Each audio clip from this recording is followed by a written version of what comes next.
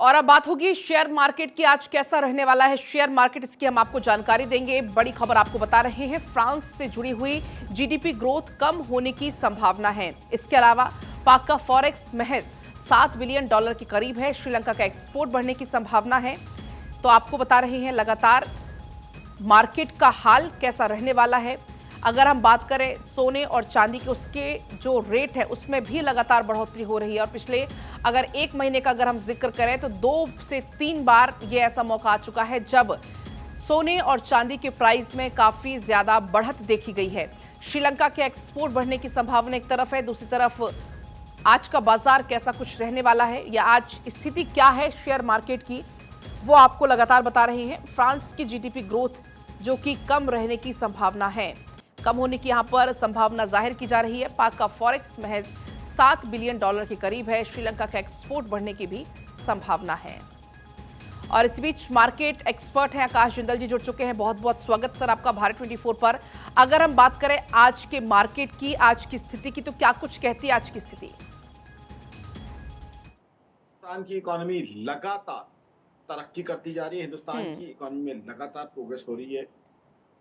मोदी सरकार के जो ये पिछले 9 से 10 साल रहे हैं उसके अंदर इंडिया को बहुत ग्रोथ मिली है। उसका सबसे बड़ा एविडेंस, सबसे बड़ा डेटा आपके सामने है। 645 बिलियन US डॉलर का आज फॉरेक्स रिजर्व हिंदुस्तान का है। तो दिख रहा है कि हिंदुस्तान किस तरीके से एक्सपोर्ट्स में आ गया, किस तरीके से फॉरेन मनी हिंदुस्तान में आ रहा है, इन्वेस्ट हो रहा है। तो कहीं ना कहीं हिंदुस्तान की साख, हिंदुस्तान की ब्रांडिंग, हिंदुस्तान की इमेज ग्लोबल इकोनॉमी में बढ़ती जा रही है।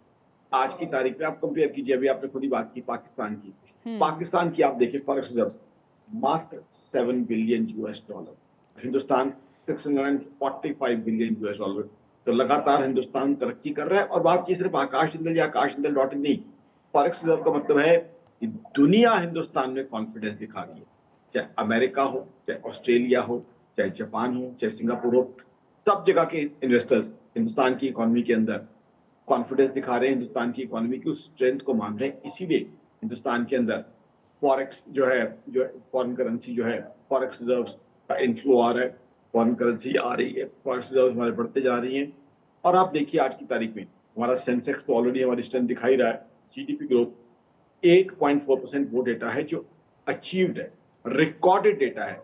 तो ये कहीं ना कहीं मोदी सरकार की उपलब्धि, देश की खुशहाली दिखा रहा है। और जिस तरीके से बाइंग और कंजम्पशन इस समय चल रही है, जिस तरीके से जीएसटी कलेक्शन चल रही है और जिस तरीके से ग्रोथ हमारे सामने है, आने वाले समय में हिंदुस्तान इससे भी आगे बढ़ेगा।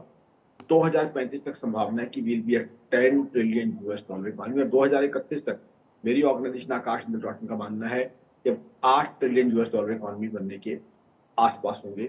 ऑलरेडी देखिए चाइना हमारे सामने बहुत पिछड़ गया है जीडीपी ग्रोथ के मामले में। चाइना में कई तरह की दिक्कतें आ गई हैं। आकाश जी, लेकिन इसी बीच अगर हम सेंसेक्स और निफ्टी पर अगर हम यहाँ पर ध्यान दें तो सेंसेक्स ने काफी रिकॉर्ड अच्छा बनाया है, 75,000 के पार पहली बार।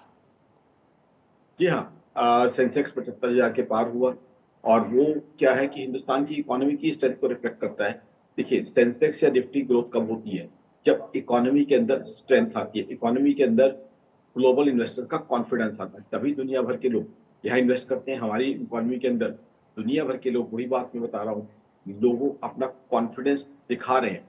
आज ऐसा समय है जबकि ग्लोबली हालात अच्छे नहीं है, ग्लोबल स्लो डाउन का समय है। यूएस की कई बार मैं डेटा दे चुका हूँ, जर्मनी, जापान, हम सब जानते हैं जीडीपी ग्रोथ उनकी बहुत बहुत कम है।